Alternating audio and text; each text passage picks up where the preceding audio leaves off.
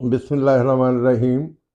صاحب و چینل صدائے جہانیہ کے میزبان اشرف ادیب مشہدی کا سلام قبول کیجیے۔ صاحب و صحافت ایک وسیع میدان ہے اور اس میں آئے روز آپ اینکر پرسنز اور صحافیوں کے انٹرویو سنتے ہیں، ان کے ولاگ سنتے ہیں،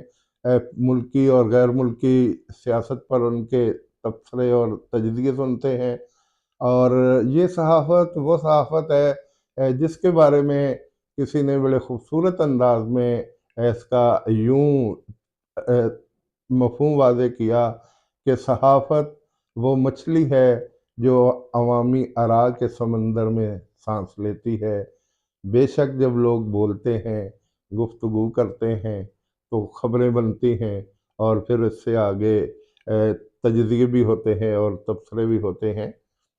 میرے پہلو میں آج 35 سال تک نوائے وقت سے 35 سال تک منسلک رہنے والے برادرم سید خالد جاوید مشہدی صاحب موجود ہیں، جو سال ہر سال تک صحافت سے وابستہ رہنے کی بنا پہ صحافت کے افق پر نمایاں ممتاز مقام رکھتے ہیں۔ 3 کتابیں تو موصوف نے خود لکھی، جن میں اے اللہ میں حاضر ہوں، یہ ان کا حجاز مقدس کا سفر نامہ ہے۔ پھر انہوں نے اپنی آٹو بایوگرافی یعنی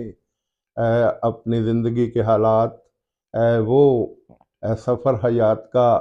لکھی، اور مگر جب حکم حاکم تھا، یہ ان کی تیسری کتاب۔ بے شمار کتابوں کے انہوں نے ترجمے کیے، روحی رنگ کے یہ انچارج رہے،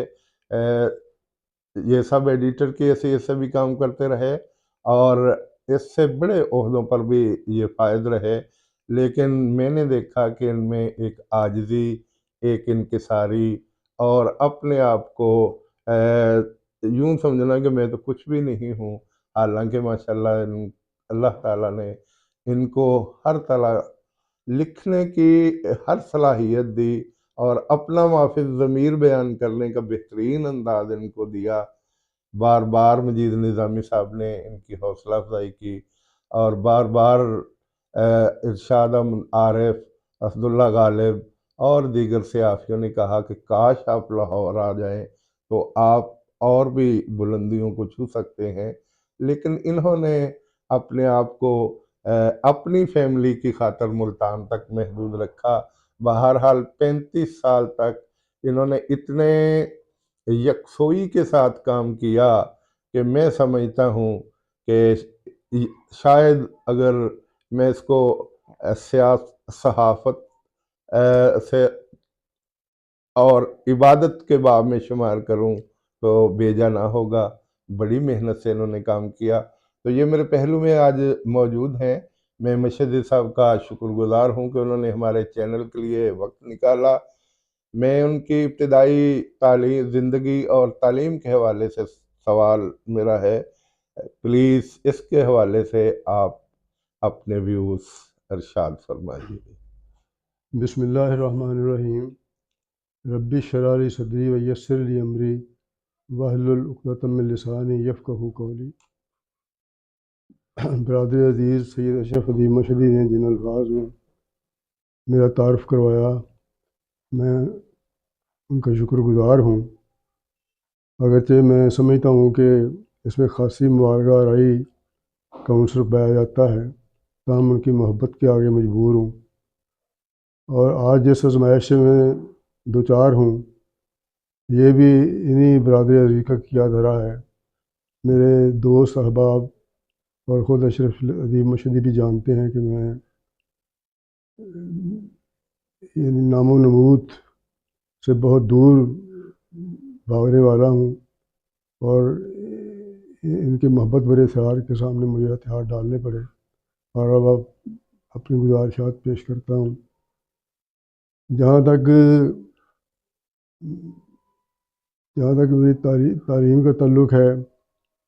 ہر والدین کی طرح میرے والدین کی بھی خواہش تھی کہ میں ڈاکٹری انجینئر بنوں، اور اسی لیے میں نے گورنمنٹ کالج لاہور میں ایف ایس سی میڈیکل میں داخلہ لیا، لیکن طلبہ سیاست میں پڑھ کر میں وہ منزل حاصل نہ کر سکا، تو چھوٹے ڈاکٹر کے لیے یعنی سول ہاسپٹل ملتان کے سول اسپتال ملتان میں ڈسپنسر کورس کے لیے داخلہ لے لیا. اسے پاس کر کے اپنے گاؤں میں لوگوں کی خدمت کرنے کے لیے ایک medical hall Gaddafi medical centre کے نام سے کھولا. وہ اگرچہ کام میں کرتا تھا لیکن میرے اندر ایک لکھنے کی خواہش اور صلاحیت کچھ نہ کچھ شروع سے موجود تھی، اس لیے کہ میں نے سب سے پہلے بچوں کے اخبار، بچوں کے رسالے، ماہ نامہ، کھلونا میں لکھنا شروع کیا، اور قومی اور ایک دوسرا رسالہ تھا ہدایت جس میں نظمیں اور کہانیاں لکھتا تھا.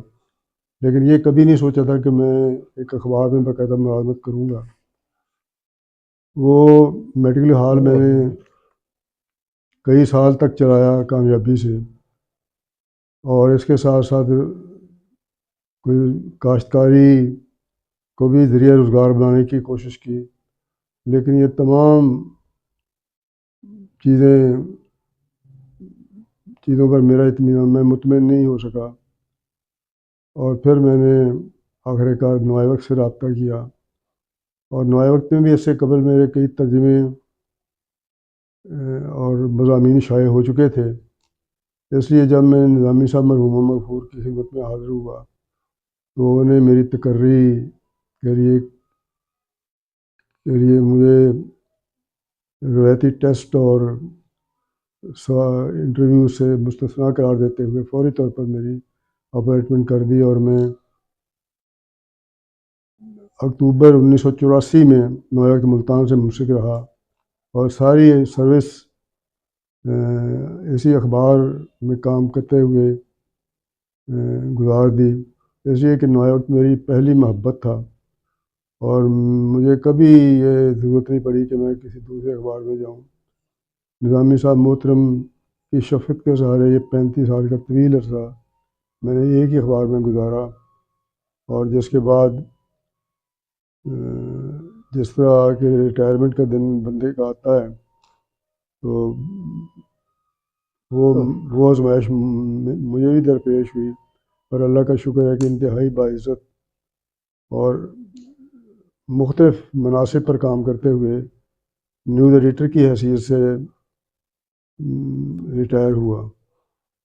اور اسی دوران کتابیں لکھنے اور تراجم کا سلسلہ بھی جاری رہا، اور الحمدللہ 4 کتابیں یا 3 کتابیں تو خود اے اللہ میں حاضر ہوں، سفر حیات کا، اور یہ میری اپنی تخلیقات ہیں. اس کے علاوہ ڈاکٹر ذاکر نائک کی 7 کتابوں کا انگریزی سے اردو میں ترجمہ کیا. ڈاکٹر حمید اللہ صاحب کی شعراء آفاق کتاب انٹروڈکشن ٹو اسلام، اس کا ترجمہ اسلام کیا ہے کے نام سے کیا. یہ ضخیم کتاب تھی جسے بہت سراہا گیا، اور اس کے کئی ایڈیشن شائع ہو چکے ہیں. اس کے علاوہ ایک کتاب اسلام بائی چوائس، کہ جن لوگوں نے اسلام مختلف وجوہات کی بنا پر اسلام قبول کیا، ان کی کہانیاں جمع کی، اسلام بائی چوائس. اور اس کے علاوہ ایک کتاب ایک ادارے نے شائع کی تھی، مثالی خواتین، ان کے لیے اس کتاب کا ترجمہ لیڈنگ لیڈیز آف امہ کے نام سے کیا. یہ کتاب بھی بہت پاپولر ہوئی، اور ماشاءاللہ اس کے کئی ایڈیشن شائع ہو چکے ہیں. یہ لکھنا پڑھنا سے یعنی اوڑھنا بچھونا، آپ سمجھیں کہ اوڑھنا بچھونا میرا لکھنا دکھانا تھا. اور اللہ کا شکر ہے کہ میں اپنے اس خواب کی کم و بیش جو میں نے ایک اچھا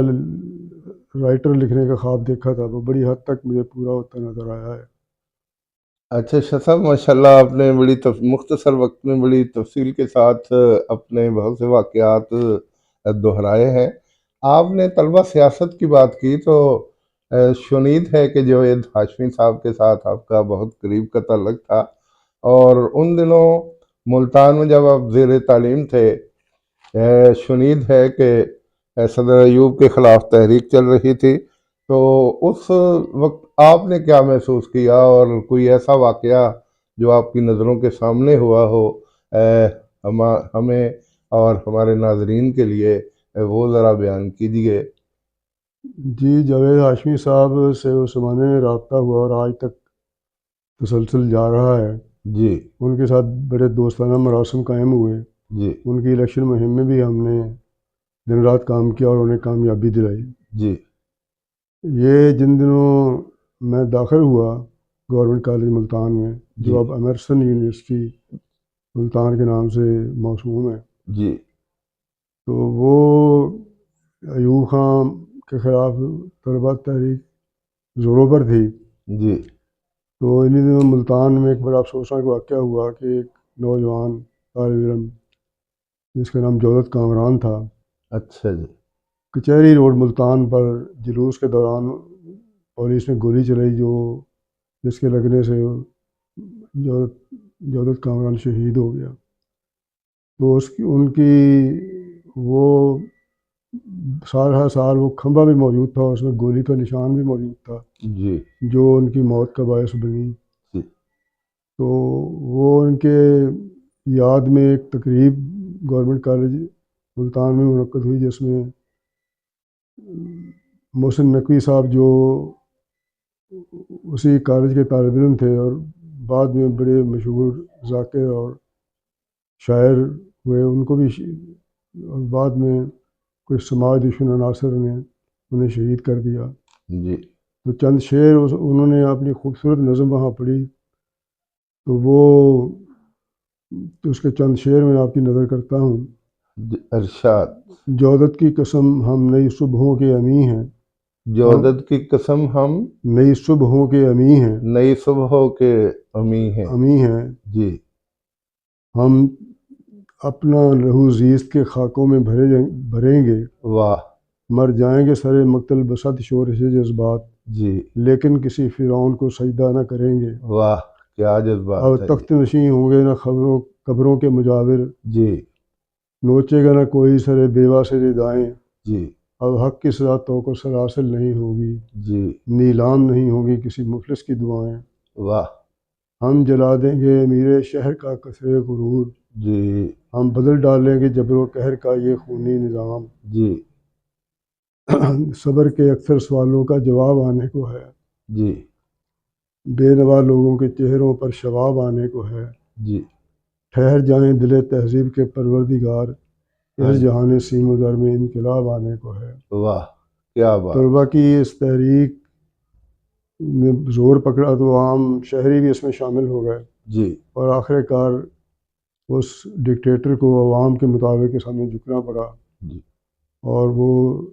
اقتدار چھوڑنے پر مجبور ہوئے۔ جی اچھا شاہ صاحب، آپ جاوید ہاشمی صاحب کا ذکر کر رہے ہیں، تو جاوید ہاشمی صاحب کی وہ جو اٹھان تھی وہ آپ کو کیسی محسوس ہوئی، اور آپ ان کے ساتھ رہتے ہوئے آپ نے کیا محسوس کیا کہ یہ کیسے اس وقت اور اب کے جاوید ہاشمی میں آپ کو کیا فرق محسوس ہوتا ہے؟ مجھے غائبانہ تعارف ایک دوست نے کروایا کہ وہ اس وقت ان کا تعلق اسلامی جمعیت طلبہ سے تھا۔ جی تو ہمارے ہاسٹل میں ایک دوست تھے، رفیق احمد ان کا نام تھا، جی میلسی سے تعلق تھا، تو وہ مجھے کہنے لگے کہ یار جمعیت جو ہے ایک امیدوار کو کھڑا کر رہی ہے، جی تو ہم آپ سے درخواست ہے کہ انہیں ووٹ دیں، خود بھی دیں اور دوستوں سے بھی دلائیں۔ جی تو وہ انہیں بے ساختہ کہا، میں نے کہا یار جمعیت کے جو امیدوار ہوتے ہیں نا، ہاں جی وہ ان کی شخصیت بڑی کمزور ہوتی ہے، جی تو ان کے لیے ووٹ مانگتے ہوئے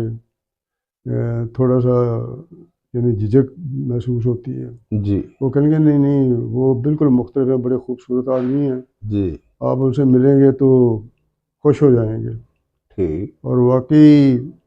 ہاشمی صاحب سے جب ملاقات ہوئی پہلی، جی تو میں ان کی خوبصورتی اور خوبصورت شخصیت کا اسیر ہو گیا۔ جی وہ دن اور آج کا دن ان سے ایک محبت کا رشتہ باقی ہے۔ جی پھر میں نے انہیں انوائٹ کیا ہاسٹل میں، وہ میرے پاس تشریف لائے جی اور بڑے شوق سے ہم نے انہیں کھانا کھلایا، ہاں جی اور وہ جب دل چاہتا تو وہ اتنی ان کی بے تکلفی مجھ سے ہوگی کہ آج تو خاص کھانا کھانے آیا ہوں۔ جی تو اسی طرح تعلق ان کا مجھ سے قائم ہوا، جی اور جب وہ وزیر ہوئے تو میں ملنے کے لیے اسلام آباد گیا تو اس دن وہ بیمار تھے، طبیعت تھوڑی خراب تھی، جی تو بہت سے لوگ ان کو ملنے کے لیے آئے ہوئے تھے، ہاں جی لیکن ان کے عملہ نے جب مجھ سے بات کروائی تو وہ فوراً انہوں نے کہا کہ ان کو میرے پاس لے کر آئیں۔ جی بڑی محبت سے انہوں نے اپنے کمرے میں میرا استقبال کیا جی اور بڑی بڑی خوشی کا اظہار کیا۔ ہاں جی تو وہ تعلق اب تک باقی ہے، جی میرے بچوں کی خوشیوں میں بھی وہ شریک ہوئے، جی تو جب بھی ملتے ہیں بڑی محبت سے کام لیتے ہیں، ہوں اور میں بھی ان کا ممنون ہوں کہ انہوں نے ہمیں بلایا نہیں، جی بلکہ وہ ہمارا جو نقش اولین ہے وہ آج تک ان کے ذہن پر قائم و دائم ہے۔ شیخ صاحب، مجھے یاد پڑتا ہے کہ کبھی کبھی جب ان کا دل چاہتا ہے کہ خالد مشدی صاحب سے گپ شپ ہو جائے، چائے کا کپ ہو جائے اور کھانا بھی، تو وہ بلا تکلف فون کرتے ہیں، ڈرائیور چھوڑ جاتا ہے اور اکثر پورا دن گپ شپ ہوتی ہے، اور پھر کبھی رکشے پہ بیٹھ کے اور کبھی کسی اور کے ساتھ بیٹھ کے چلے جاتے ہیں۔ تو اس وقت کیسا محسوس ہوتا ہے یہ بے تکلفی کا جو انداز ان کے ساتھ ہے؟ بس یہ کہ سمجھیں ان کی بھی اچھائی ہے اور کچھ ہماری محبت کا بھی تقاضا ہے جی کہ وہ ہمارے پاس ہر وقت جب بھی انہیں یاد کیا جی انہوں نے انکار نہیں کیا۔ ٹھیک ایک دفعہ مجھے یاد پڑتا ہے کہ ہم جلیل آباد میں رہتے تھے، ہاں جی چھوٹا سا گھر تھا، جی تو ان کا فون آیا کہ میں آنا چاہتا ہوں ایک کام کے لیے۔ ہاں جی میں نے کہا موسٹ ویلکم۔ تو وہ اس وقت ہمارے گھر میں کوئی فرنیچر کی بھی کمی تھی، فرش پر